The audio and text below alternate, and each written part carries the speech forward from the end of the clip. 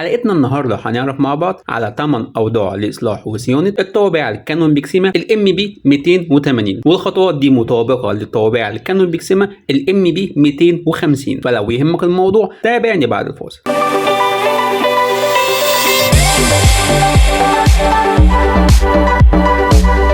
السلام عليكم ورحمه الله وبركاته. ازيكم يا اخوانا؟ عاملين ايه؟ اخباركم ايه؟ ان شاء الله تكونوا بخير وفي افضل حال. معاكم احمد السام من قناه كانون بالعربي، وحلقتنا النهارده هنتكلم وهنعرف مع بعض عن 8 اوضاع لاصلاح وصيانه الطوابع الكانون بيكسيما الام بي 280، وان شاء الله الحلقه تنال عجبكم. واول حاجه عشان نخش على وضع الصيانه او وضع الاصلاح هنضغط على زرار اللي عليه مفك وبنز مع بعض ضغطه واحده، هيظهر لنا حرف الاي وده اول وضع معانا. بمجرد ان يظهر لك حرف الاي هتضغط على زرار الاسود او الملون، اي واحد فيهم وليكن الاسود. هتلاحظ ان الطبعه بتعمل لودنج، يعني جاري طباعه ورقه، وهننتظر الورقه دلوقتي تطلع لنا من الطبعه.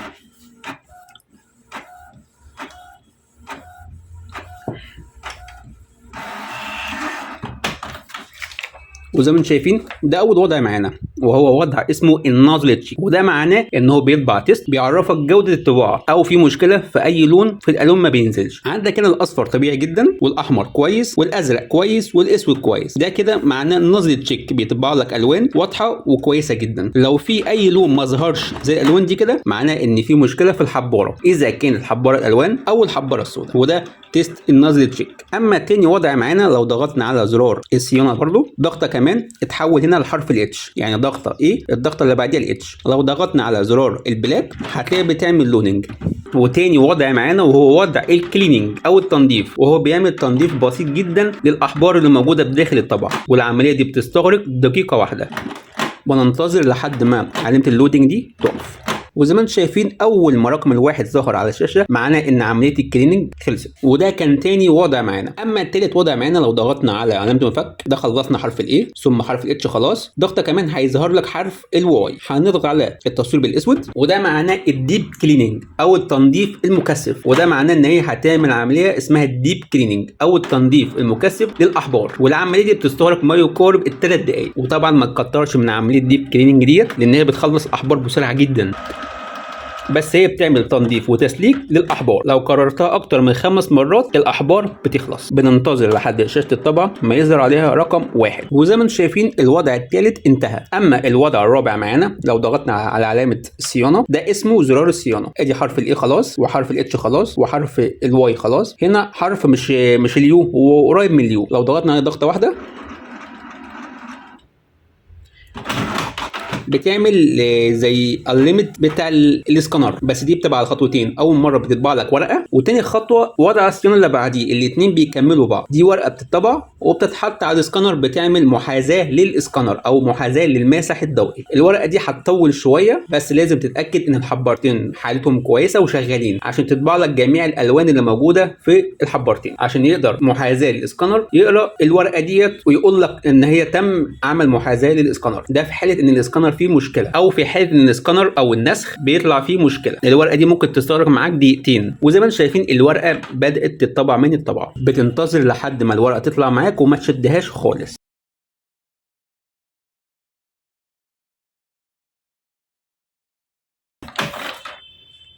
وزي ما انتم شايفين دي الورقه اللي طلعها من الطبعه. هنا بيقول لك حط طرف الورقه الاسود ده اهو شارحها لك على الاسكانر، وبعد كده في الباب الاسكانر ثم اضغط على زرار النسخ بالاسود. ازاي هنعرفه مع بعض؟ اهيت هتقلبها، هتعملها كده اهيت الشرط دي من هنا، بعد كده هتقلبها كده اهيت، ونروح بيها الاقصى للاخر خالص كده اهي. ما ينفعش تبقى كده او كده، في الاخر كده بالزاويه مكتمله. وبيقول لك اقفل باب الاسكانر، ثم بيقول لك اضغط على الوضع الخامس معانا اللي هو جه اوتوماتيك لوحده، الطبعه جابته لك اوتوماتيك، ثم على زرار النسخ بالاسود اهي. هتسمع زي صوت خفيف كده في الطبعه، وده صوت تحرك الاسكانر اهو. هنشوفه مع بعض كده. الاسكانر بيتحرك معانا اهو، بيعمل محاذاه للمسح الضوئي زي ما انتم شايفين اهوت.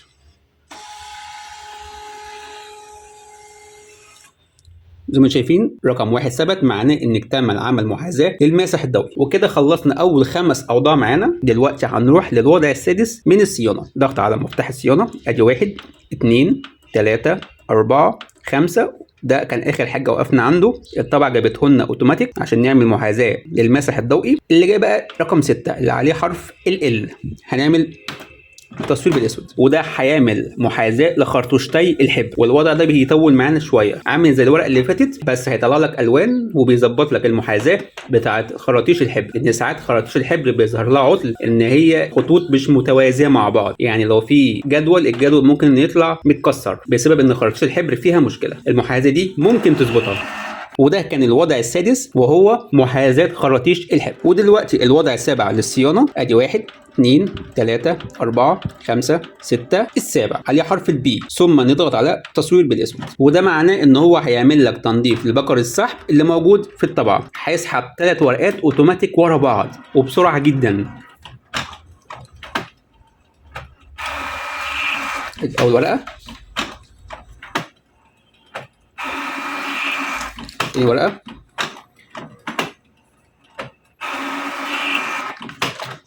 وهو بيعمل تنظيف سريع لجميع البقر اللي موجود بداخل الطبعة، وهو الوضع السابع اللي عليه حرف البي. اما لو ضغطنا ضغطه كمان حرف الجي، وده الوضع الثامن وهو التنظيف المكثف لجميع البقر اللي موجود في الطبعة. يعني الوضع البي اللي هو الوضع السابع بيطلع 3 اوراق مع بعض وبسرعه. الوضع الثامن هيمسك ورقه وهيقعد ينظف بقر السحب اكتر من 5 مرات ويطلعه لك ورقه واحده فقط. طب ما تيجي نشوفها مع بعض. اهو اخترنا الجي ثم التصوير. هنشوف دلوقتي الورقه هيحصل فيها ايه. اهو سحب ورقه دلوقتي، بص الورقه بتطلع قدام ثم هترجع لورا ثم قدام ثم لورا ثم لقدام ثم لورا اكتر من 5 مرات بالظبط وبتطلع.